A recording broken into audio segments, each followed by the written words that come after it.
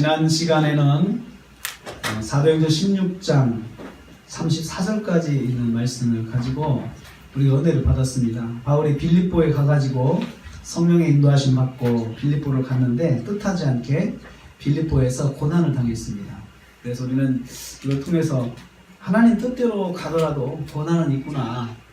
하나님 뜻대로 순종하고 가는 길에 항상 우리가 만사 형통 또 길이 잘 열리고 그런 것이 아니고 어떤 때는 어려운 일이 올 수도 있구나 라는 것을 볼 수가 있습니다.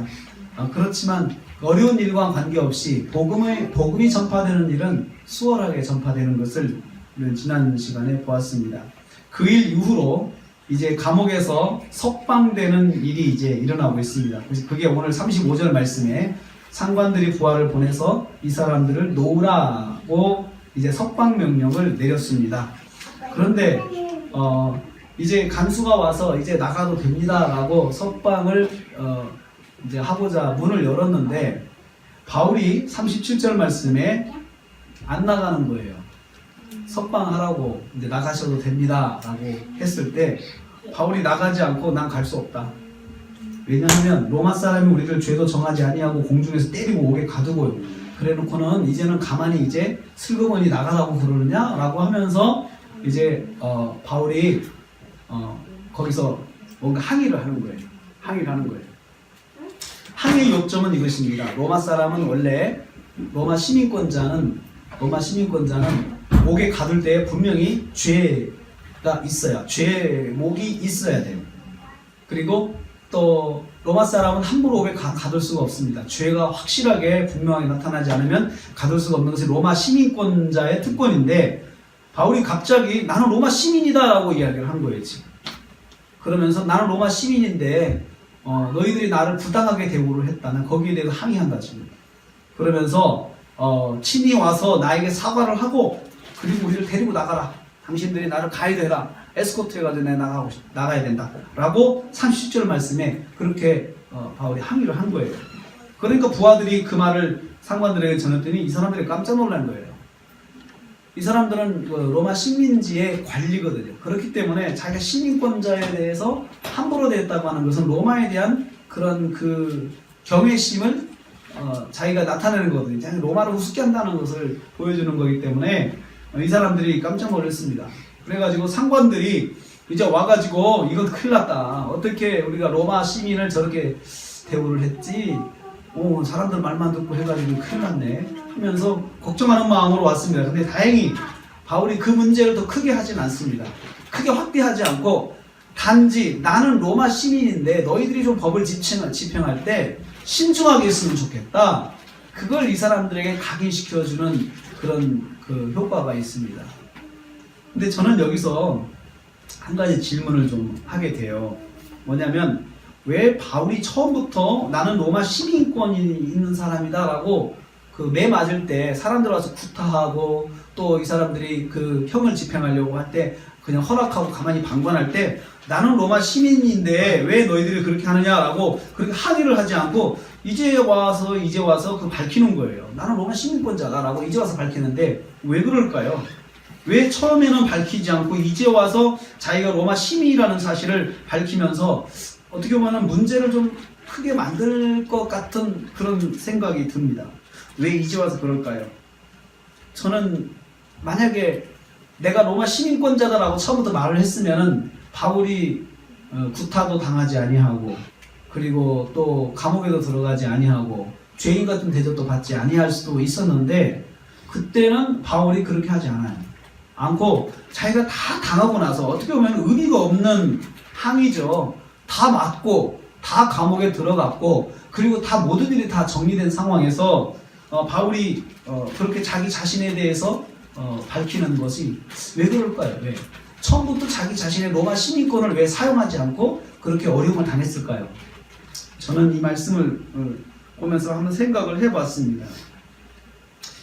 로마 시민권을 가졌다고 하는 것 하나의 자기의 권리입니다. 권리고 자기가 어떤 위험을 피해갈 수 있는 그러한 하나의 그 보장되는 그 하나의 그런 자기 권리예요. 그런데 바울이 그것을 복음 전하는 데 있어서 사용하지 않아요. 사용하지 않고 오직 그리스도의 복음만을 이야기하면 부딪히는 거예요. 저는 이것을 보면서 이렇게 생각을 했어요. 복음은 권세와 힘으로 전해지는 것이 아니라는 거예요. 우리가 보통 내가 가진 권세를 가지고 복음을 전할 수 있다고 생각을 하죠. 그렇게도 전할 수 있습니다. 바울은 그런데 그 방법을 쓰지 않았어요. 자기가 가진 권세를 복음을 위해서 사용하지 않았어요. 나는 로마 시민권자다라고 해가지고 상대를 압도시켜서 내가 전하는 복음이 로마 시민권자라고 하는 그런 그 힘으로 상대를 제압하게 돼요. 상대의 기를 죽이는 그렇게 복음을 전하지 않았습니다. 자기 자신도 그냥 오직 복음 하나만 가지고 가서 전한 거예요. 자기 자신을 숨기고. 그래서 복음의 능력이 나타나게 한 것이에요. 그 복음의 역사를 교회사를 보면은 교회가 복음을 전할 때 정복자의 모습으로 교회가 복음을 전한 적이 있었습니다. 그런 일이. 스페인이 남미를 점령할 때 그 스페인이 그 자기 나라의 힘, 칼을 가지고 들어가면서 선교사들도 같이 들어갔어요. 그래서 스페인이 그 힘으로 성당도 짓고 교회도 짓고 막 그렇게 해가지고 사람 원주민들에게 복음을 전했습니다. 그러니까 사람들이 그 삽시간에 교회로 오게 되는 거죠. 힘으로 전했어요. 그런데 지금 남미에는 진정한 신앙이 없어요. 교회라는 건물은 남아있어요. 교회 건물은 남아있고 또 교회 다니는 사람들도 있어요. 그런데 진짜 예수 그리스도를 믿는 신앙인들을 찾기가 힘들어요. 그리고 또 인도네시아에도 화란의 개혁주의가 그 큰 힘을 나라의 국가의 힘을 얻고 선교사들을 파송해가지고 거기다 교회를 많이 지었어요. 약 500년 전, 한 600년 전에 그런 일이 있었어요. 그래서 450년간 인도네시아가 화란의 식민지 통치를 받으면서 교회가 쭉 전 지역에 교회가 퍼져 있었습니다. 그리고 기독교 국가가 되었죠. 인도네시아가. 그런데 인도네시아가 독립을 하면서 교회가 다 없어졌어요. 왜냐하면 사람들이 이 교회가 국가의 권력을 잃고 선교를 하다 보니까 사람들을 이렇게 압박을 하는, 핍박을 하는 거예요. 국가의 힘으로 핍박하는 거예요. 안 믿으면 권리를 뺏고, 안 믿으면 세금을 더 먹인다든지, 안 믿으면 또 고통을 주는 그런 식으로 해서 사람들이 어쩔 수 없이 교회를 나오게 만든 거예요. 그렇게 했을 때 그 사람들이 그 기간 동안은 정말 교회에 나와서 예수를 믿는 것 같은데 실제로 그런 어떤 힘이 없어지니까 자기 마음대로 하는 거죠. 진정한 믿음이 없었던 거죠. 그래서 지금 인도네시아에 가면은 이슬람이 거의 85% 국가의 신앙으로 다 이렇게 하고 있어요. 그런데 재밌는 것은 교회 건물은 남아있어요. 지금 교회 건물은 곳곳에 있는데 그 건물을 다 헐어가지고 이슬람 사원을 지키고 하고 어떤 데는 그냥 놔두고 종탑만 꺾기도 하고. 그런데 일부 슬라웨시라고 하는 지역만 가면은 기독교 지역이 있어요. 기독교인들이 남아있어요. 그래도 남아있는데 굉장히 미미하게 교회는 많이 있는데 건물은 사람들이 문화적인 그리스도인 남아있어요. 형태적으로만 그리스도인이에요. 그래서 이런 그 고난주간 행사하면 십자가 내고 피 흘리고 실제로 고난주간에 자기들이 못을 손에다 박고 십자가 못 박히고 그런 액션들은 그런 문화적 행사들은 많이 하는데 진정으로 그 사회를 변화시키는 그 믿음으로 나가는 사람들이 그리스도인들이 그게 약한 거예요. 왜 그럴까요? 사도 바울이 우리에게 답을 줍니다. 사도 바울은 자기가 로마의 시민권이라고 하는 그 좋은 것을 가지고 사람들을 위압할 수 있어요. 난 로마 시민권자다. 너희들 예수를 믿어라. 이렇게 이야기할 수도 있죠. 그리고 식민지역을 돌아다니면서 자기가 로마 시민권을 가지고 있는 사람으로서 어떤 행정관청에 가가지고 어떤 그 편의를 많이 이렇게 얻어내고 그렇게 할 수 있었어요. 그런데 바울이 그렇게 하지 않았습니다. 오직 복음으로만 부딪혔어요. 그러다 보니까 사람들이 바울을 알지 못하니까 바울을 모르니까 사람들이 핍박하고 사람들이 또 바울이 전하는 복음에 대해서 저항하고 그렇게 되죠. 그것을 감수하면서 복음을 전했던 것입니다. 저는 그렇게 생각을 해요. 오늘날도 마찬가지로 생각해요. 어떻게 보면 복음을 전하기 위해서 힘 있는 사람이 예수를 믿고 또 군대에서 사단장이 예수를 믿어서 사람들이 강제로 교회 다 나오게 하고 이것이 어떻게 보면은 복음 전도의 빠른 길이라고 생각을 하죠. 빨리 빠른 것 같죠. 다 그 사단장이나 뭐 이런 사람의 힘이 못 이겨서 다들 교회 나와서 앉아 있고 와서 졸고 있고 뭐 이러면서 사람들이 교회에 나와 있는 것 같지만 실제로는 신앙이 들어가질 않아요. 속으로 분노를 이렇게 가지고 있어요. 치사하게 말이야. 자기 계급 높다고 쉬지도 못하게 교회 나오라고 그런다고 그러면서 아주 사람들 짜증을 내면서 거기 앉아 있어요. 그러니 무슨 말씀을 전해도 사람들이 듣지 않아요. 그런데 우리가 지금까지 보면서 우리가 참 그걸 좀 반성해야 될 게 뭐냐면 우리는 그걸 너무 즐겼어요. 교회가 너무 즐겼어요. 그것을 뿌듯하게 생각하는 거예요. 사람들이 교회에 많이 나와 있다. 여기에 대해서 사람들이 막 그 목사님들이 감동을 해요. 거기 나와 있는 사람들이 그 어떤 위력에 의해서 강제적으로 교회에 나와서 이 사람들이 복음을 믿고 싶은 사람들이 아닌데 와서 강제로 앉아있다고 하는 그 마음, 사람들의 마음의 상처는 생각하지 않고 지금 여기에 많은 사람들이 앉아있다. 강제로도 앉혀놨다. 이거 자체가 이 사람들에게는 굉장한 어떤 그 열매라고 생각을 해요. 그런데 생각해보면 그 사람들이 나중에 교회 다니냐 그거 아니에요. 오히려 사람들이 나중에 이제 진짜 예수님 만나고 와서 간증하는 걸 들어오면 그때 자기는 너무 화가 났다. 강제로 자기를 교회 오게 만들고 그리고 내가 교회를 안 나가면 내 근무 평가서에다가 불리한 기록을 써주고 하는 그런 그 예수 믿는 사단장이나 예수 믿는 지휘관들에 대해서 상처를 많이 받았다라고 그렇게 이야기를 하는 사람들을 봐요. 복음은 어떻게 보면 복음을 전하기 위해서 내가 가진 위치가 큰 무기일 수 있지만 그 무기가 멀리 봤을 때는 좀 크게 큰 시야로 봤을 때는 그 무기는 오히려 독이 되는 것입니다. 그래서 우리가 뭐 내가 뭐 하는 사람인데요. 내가 뭐 내 직업이 뭔데요. 나 예수 믿습니다. 그런 거 가지고 우리가 사람을 압도할 수 있죠. 그래서 예수 믿으세요 라고 이야기할 수 있지만 그것은 진정한 예수를 전하는 것이 그것에서는 좀 거리가 멀다고 저는 생각을 해요. 사도 바울이 그것을 우리에게 보여주고 있어요.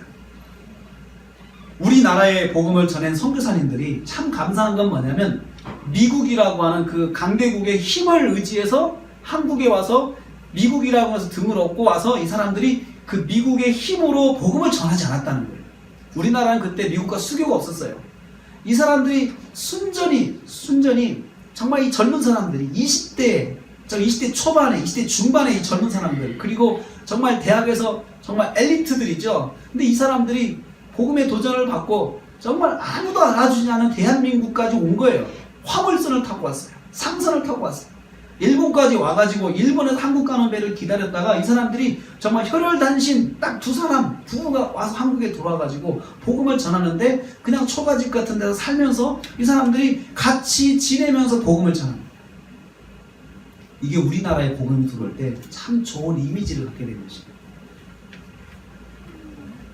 총과 칼을 가진 군대를 업고 들어온 것이 아니고 그냥 혈혈단신 들어온 것이에요.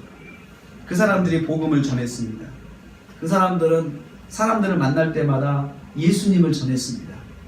자기들도 한국 사람처럼 상투 꽂고 이렇게 하면서 같이 살면서 복음을 전했습니다. 어떤 선교사님은 한국에 들어왔는데 풍토병으로 그냥 뜻도 펴지 못하고 그냥 돌아가신 분들이 있어요. 하나님께서 왜 이런 사람을 여기다 보냈을까요? 복음도 제대로 전하지 못하고 병들어 죽을 사람인데도 하나님께서 왜 이 사람을 여기 보냈을까요? 그렇죠. 우리는 거기에 대해서 정말 당신 답을 못했어요. 어떤 선교사는 대동강변에서 그 배에서 그냥 불타가지고 죽은 분도 있습니다. 그리고 한마디 전하지도 못하고 그냥 군인들에게 잡혀가지고 포졸들에 잡혀가지고 구타당해 죽은 분도 있어요. 근데 왜 왔을까요? 그런데도 하나님은 왜 그들을 보내셨을까요? 복음은 권세와 힘으로 전해진 것이 아니고 복음은 복음 자체로 전하는 것이 진짜 복음입니다. 우리가 정말 우리 자신의 모든 그 특권들을 다 내려놓고 오직 복음으로만 가지고 나가는 것이 정말 필요해요. 그것이 진짜 복음을 전하는 길이라는 것이에요. 그래서 사도 바울이 나중에 항의를 한 것은 자기가 부당한 대우를 받은 거에 대해서 항의가 아니었어요. 법을 집행하는 사람으로서 정말 사람을 다룰 때, 죄인을 다룰 때에 법적인 근거를 가지고 확실하게 당신 집행을 하라 그거였어요. 만약에 바울이 그게 문제였다 그러면 자기가 자꾸 항소를 하죠. 로마 정부에 항소하고 그래가지고 이 문제를 크게 만들어야 사람들을 아주 그 사람들이 관직에서 아주 떠나도록 만들어야 되겠죠. 그런데 바울은 그렇게 하지 않았어요. 그 사람들에게 정당하게 말씀을 전하라고만 그 법을 집행하라고만 경고를 하고 거기를 떠나게 됩니다. 그래서 바울이 이제 데살로니가에 갔다 17장 1절에 보면 데살로니가에 가게 되었어요. 근데 거기서 또 유대인 회당을 들어가요. 유대인 회당에. 바울은 유대인 때문에 고통을 당하면서도 유대인 회당을 중심으로 해서 복음을 전하는 것을 놓지 않습니다. 우리 같으면 피하잖아요. 저기 가면 반드시 핍박이 있는데 바울이 거기를 들어가요. 그리고 거기서 복음을 전해요.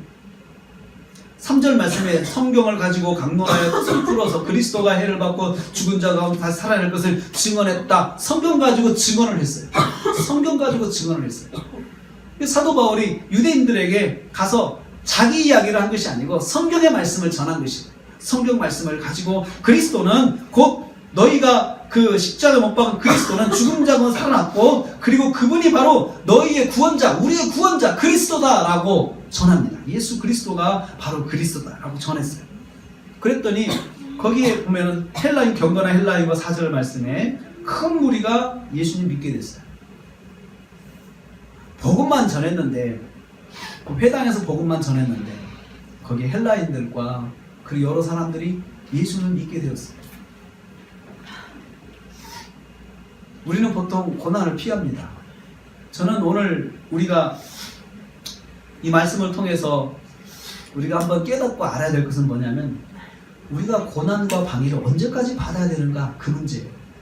언제까지 우리한테 고난이 올 것인가. 언제까지 우리는 내가 예수를 믿음에도 불구하고 나에게 어려운 일들이 계속해서 올 수 있을까? 언제까지 올까? 언제까지 올까? 거기에 대한 답을 우리는 오늘 말씀 속에서 얻을 수 있습니다. 전도자 바울이 복음을 전하는데 끊임없이 핍박하는 사람들이 와요. 5절 말씀에 유대인들이 시기하여. 복음의 역사는 활발 타고 있는데 유대인들이 시기해가지고 어떤 불량한 사람들을 고용을 했어요. 불량배들을 고용을 해요.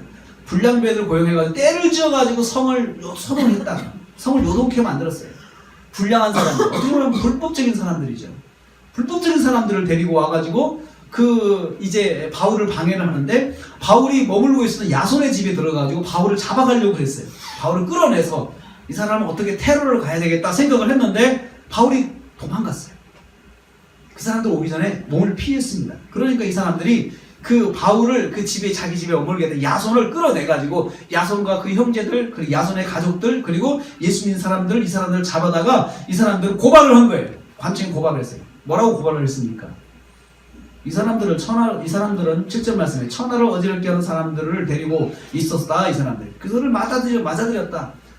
예수가 왕이라고 하는 가이사를 반역하는 이런 도를 전하는 어지럽히는 세상을 어지럽히는 나라를 어지럽히는 그런 도를 전하는 사람들을 이 사람들이 집으로 데리고 왔다. 고발을 한 거죠. 역시 복음의 역사는 충분히 일어나고 있는데 바울이 핍박받는 일들이 동시에 같이 일어나고 있어요. 같이 일어나고 있어요. 근데 하나님께서는 바울이 예수님을 잘 전하고 복음을 전하는 그 일이 잘 열심히 하고 있는데도 불구하고 그 사람이 유대인을 통해서 핍박받는 것을 하나님께서 막아주지 않으세요. 안 막아주시고 방치하세요. 어떻게 방치한다. 고난을 받고 있는데 하나님께서 그것을 막아주지 않고 그냥 놔두세요. 오히려 바울은 그 고난을 피해서 도망가는 거예요. 복음을 전하고 사람들이 열매를 맺고 그리고 고난이 오고 고난이 오면 또 도망가는 거예요. 이렇게 사역을 하는 거예요. 지금 10절 말씀에 보면은 이제 거기를 떠나가지고 바울과 실라가 베레아로 갔어요. 형제들이 베레아로 보낸 거예요. 이게 바울과 실라가 자기들이 자발적으로 한 게 아니고 형제들이 안전한 곳이 베레아니까 그쪽으로 가세요라고 하고는 배를 태워서 피신을 시킨 거예요. 그쪽으로. 근데 거기 또 10절 말씀 보면 유대인 회당이 있는 거예요. 이게 왜 바울은 자꾸 유대인 회당을 들어갈까요? 왜냐하면 유대인들이 디아스포라로 흩어져 있어 살면서 유대교에 개종하는 이방인들이 많이 들어왔어요. 그러니까 거기를 가면 유대인도 만나지만 유대교로 개종한 이방인들이 많이 있기 때문에 그 사람들에게 복음을 전하기 위해서 간 거예요. 그런데 딜레마가 하나 있는데 거기를 가면 유대인들이 또 알아요. 알아서 찾아와서 고난을 또 가할 거예요. 그런데도 불구하고 사도 바울은 거기를 찾아간 거예요. 저는 이랬을 거라 생각해요. 뻔한 결과를 보고 그 결과가 올 건데 그걸 어떻게 할까? 고민 안 했겠어요? 내가 회당에 들어가면 거기서 복음을 전할 수 있어. 그런데 복음을 또 전하면 유대인들이 또 찾아올 거야. 왜냐하면 회당은 유대인들 판이니까. 유대인들의 본거지니까 그 중에 누군가가 또 알릴 거야. 그래서 내가 또 고난을 당할 건데 갈까 말까. 갈까 말까. 우리도 그런 상황이 있을 수 있습니다. 내가 이렇게 하면 좋은데 그런데 그렇게 할 경우에는 이런 일이 생겨. 어떻게 할까? 이 일이 무서우면 이걸 하지 말아야 돼요. 그런데 이걸 해도 이 일이 와도 그냥 괜찮아 라고 생각하면 진행할 수 있어요. 그래서 그 일을 그냥 자기가 당할 수밖에 없는 거죠. 사도 바울이 그 선택의 기로에 있는 거예요. 내가 유대인의 회당에 가면 복음을 전할 수가 있는데 복음을 전하면 꼭 유대인들이 또 찾아와서 핍박할 거야. 그럼 어떻게 할까? 전에도 그랬는데 어김없이 유대인들이 찾아와서 그냥 핍박하는 정도가 아니에요. 사람을 죽이려고 하는 거예요. 유대인들 중에는 바울을 죽이기 전까지는 내가 눈을 감지 않을 거다 이렇게 약속한 사람들이 있어요. 선언한 사람들이 있기 때문에 아주 결사적으로 바울을 방해하려고 하는 사람들이 쫓아올 거란 말이죠. 그럴 때 바울이 선택한 것은 그래도 괜찮다. 아니나 다를까 또 거기에서 복음을 전합니다. 복음을 전하니까 베리아에 있는 사람들은 또 특이해요. 이 사람들은 또 굉장히 진지하게 말씀을 들으면서 들은 말씀을 가지고 자기들이 집에 가서 복습을 합니다. 복습. 날마다 성경을 상고했다. 날마다 성경을 상고했는데 뭐냐면 이것이 정말 그러한가. 성경을 상고한 거예요. 그러니까 바울이 복음을 전했을 때 이 사람의 복음을 듣고는 그냥 아멘하고 받은 게 아니고 이 사람들이 정말 그런 건가? 하고는 다시 자기들 성경을 읽어보는 거예요. 정말 그런 건가? 그리고 나서 믿은 거예요. 다시 말하면 무조건 믿은 사람들이 아니었어요. 이 베레아 사람들은 무조건 닥치고 믿는 게 아니고 정말 따져보고 그렇구나 하면 믿는 거예요. 신앙생활은 닥치고 믿는 게 아닙니다. 닥치고 믿고 무조건 믿고 그냥 아무 생각 없이 믿고 그냥 전하는 대로 믿고 그러면은 잘못하면 이단에 빠질 수가 있어요. 이단에 빠질 수가 있어요. 성경은 충분히 상고할 가치가 있어요. 한 번 더 생각해야 돼요. 말씀을 가지고 묵상하고 생각하면서 거기서 깨달은 것을 내가 믿음으로 가져야 돼요. 그럴 때 내 믿음이 서게 돼요. 그냥 무조건 목사님이 전해준 말씀 무조건 믿자. 그렇게 신앙생활 하면은 신앙이 자라지가 않아요.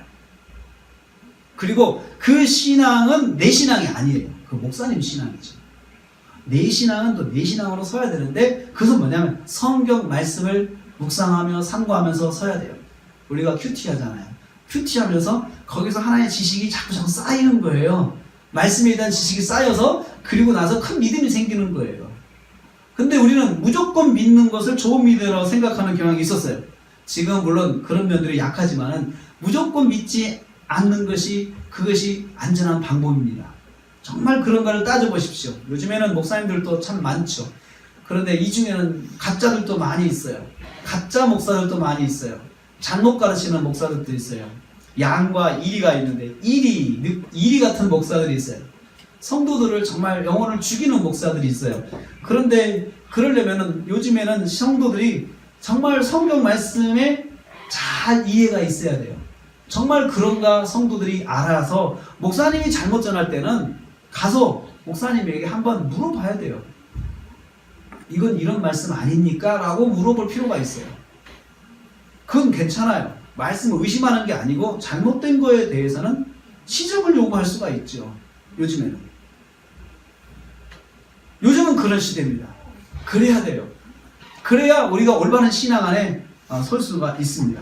어떻든 이 베레아 사람들은 특이하게도 철학이 발달한 그런 동네이기 때문에 그렇게 굉장히 합리적인 신앙을 가지려고 노력을 많이 했어요. 따져봐서 믿었습니다. 그랬는데 그 중에 믿는 사람이 많고 12절 말씀이에요. 헬라의 귀부인과 남자가 적지 아니하나. 그러니까 고위층의 사람들이 예수를 믿게 된 거죠.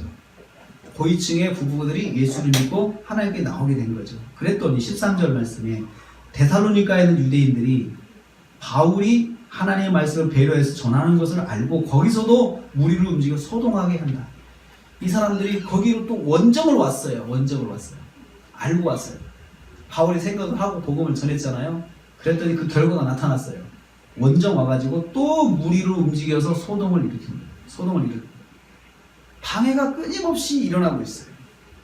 방해가 끊임없이 일어나고 있어요. 그러면 사도 바울은 이 방해에 대해서 어떻게 생각할까요? 유대인들의 방해와 핍박에 대해서 바울은 어떻게 생각할까? 저는 이 사도행전 읽으면서 바울이 방해와 핍박받는 거에 대해서 어떤 반응을 보이는가를 한번 생각을 해봤어요. 좀 찾아보면서 그 관점에서 한번 봤어요. 바울이 유대인들은 바울을 죽이려고 거의 생명을 위협하는 테러를 가하고 그리고 끊이지 않고 계속해서 바울이 가는 곳마다 따라와서 방해를 하는데 바울이 거기에 대해서 한 번도 기도한 적이 없어요. 하나님, 이 방해를 좀 막아주세요. 이렇게 기도를 안 해요. 우리 같으면 기도 제목이거든요, 그게. 방해가 좀 없게 해주세요. 그리고 사도 바울은 오히려 방해받는 것 자체를 아예 감수를 해요. 당연히 그런 거야. 라고 생각을 하고 있어요. 그러면서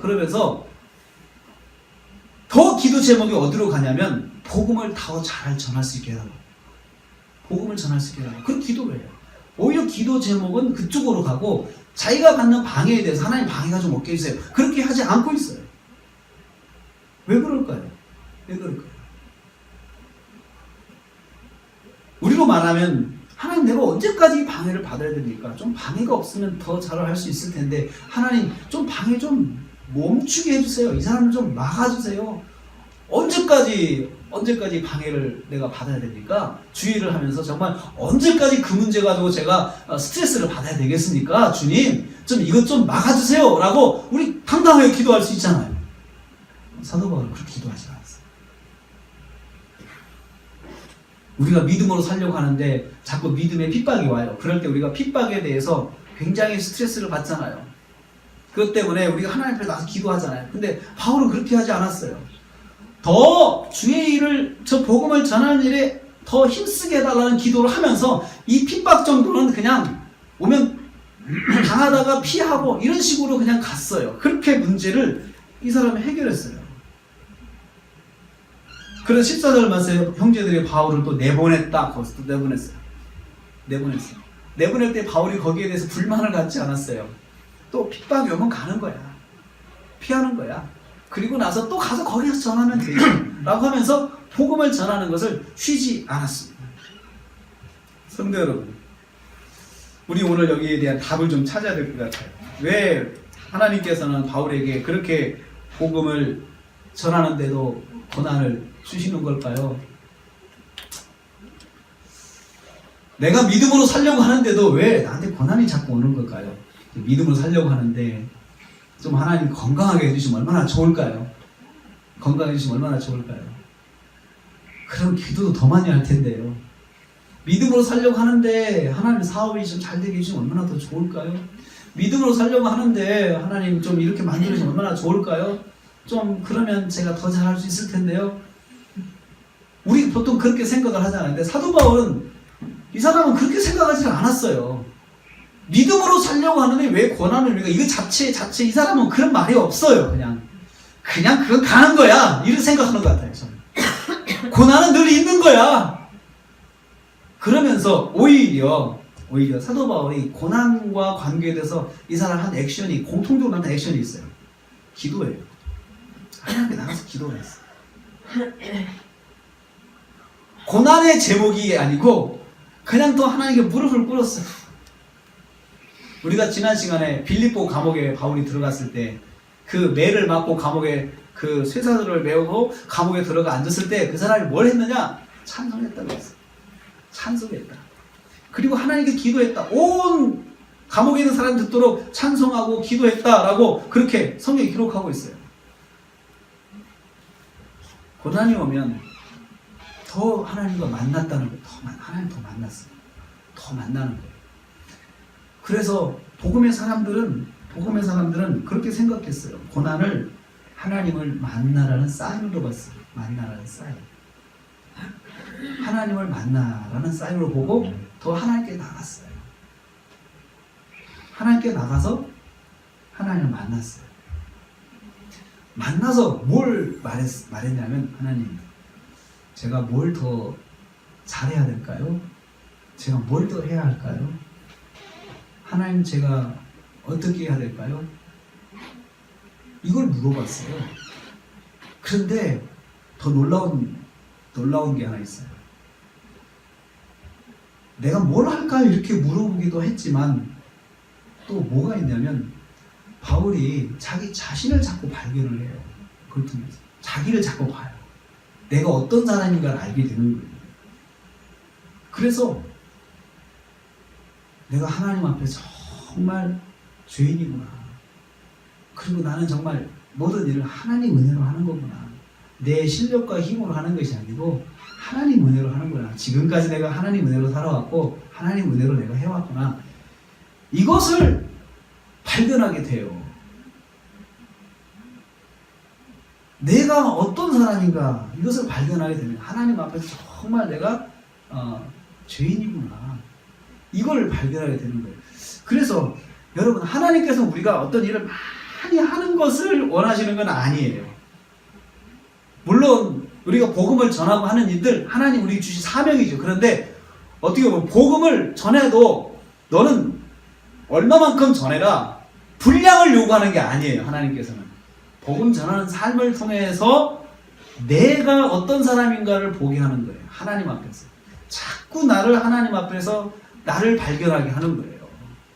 그래야 믿음이 자라는 거예요. 나를 발견하면 내가 하나님 앞에 더 가까이 가려고 노력하게 되고, 나를 발견하면 하나님을 더 의지하게 되고, 복음을 전하는 데 있어서 그 복음 전하는 사람이 자꾸 나에게 싫은 소리하고 나를 미워하는 말하고 나에게 어떤 비수 같은 말을 꽂고 거기에 대해서 거기 문제가 하나도 되지 않아요. 그 문제가 되질 않아요.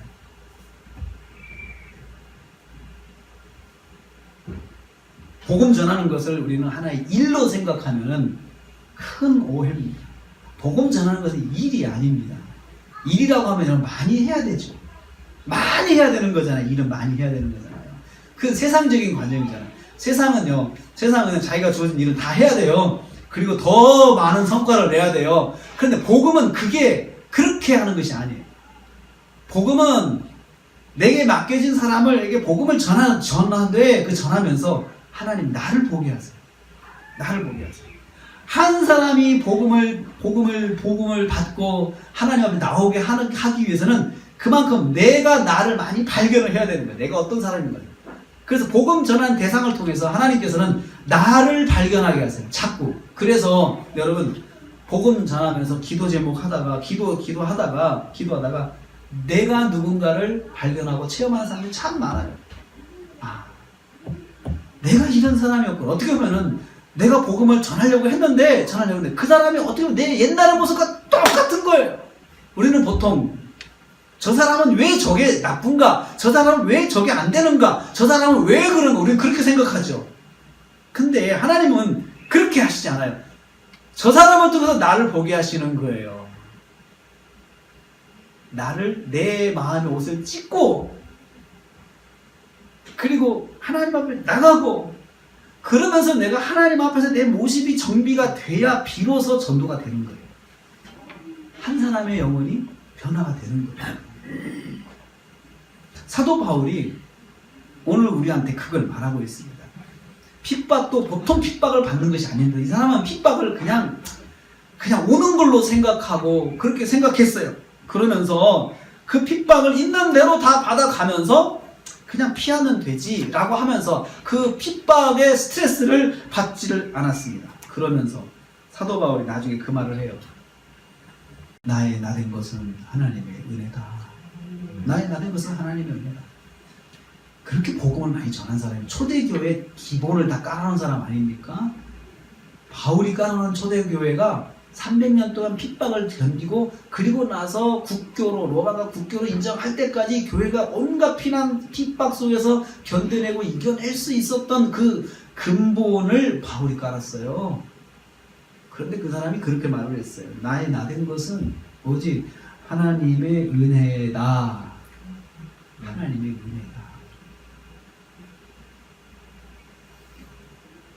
바울은 자기가 핍박을 당하면서 그런 생각을 했을 거라 저는 봅니다. 자기가 핍박을 했던 사람이잖아요.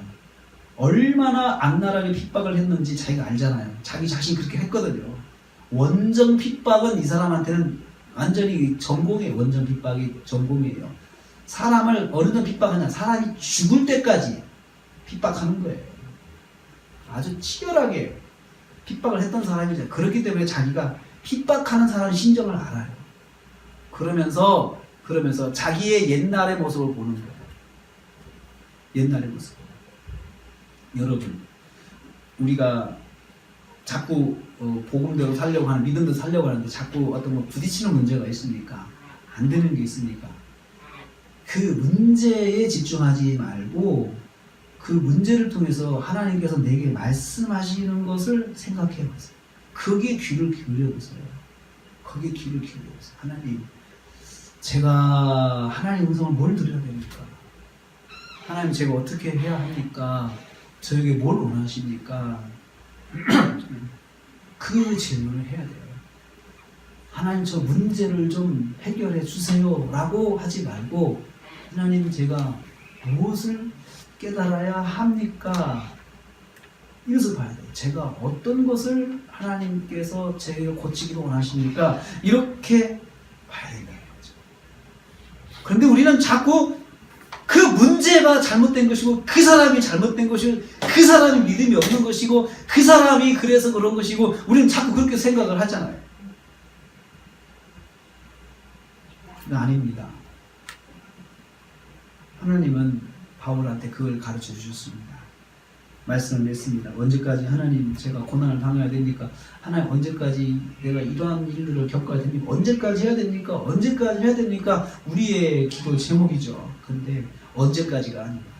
그것은 계속 올 것입니다. 그것이 아니더라도 계속 올 것입니다. 그 사람이 아니면 또 계속 또 문제가 일어날 것입니다. 근데 그러니까 문제는 왔다 지나가 하는 것인데, 하나님께서는 그 문제 속에서 나를 보기를 원하십니다. 하나님, 제가 어떤 사람입니까? 도대체 나는 어떤 사람입니까? 저를 좀 보게 해주십시오. 이 문제를 통해서 제가 또 무엇을 하나님 앞에 가지고 나가야 됩니까? 고쳐야 됩니까? 이것을 보게 하신다는 거예요. 나의 나된 것은 하나님의 은혜라. 내가 한 것이 아니고 오직 하나님께서 하신 것이다. 이 고백이 그래서 진심으로 바울에게 나오는 거예요. 바울에게. 이 고백이 저와 여러분에게도 하나님 앞에서 나를 발견하고, 우리도 뭔가를 정말 많이 했다 하는 것보다도 내가 하나님 은혜로 사는구나, 하나님 은혜로 여기까지 내가 왔구나, 이 고백이 있어지는 저 여러분 되시기를 주님의 이름으로 축복합니다. 기도하겠습니다.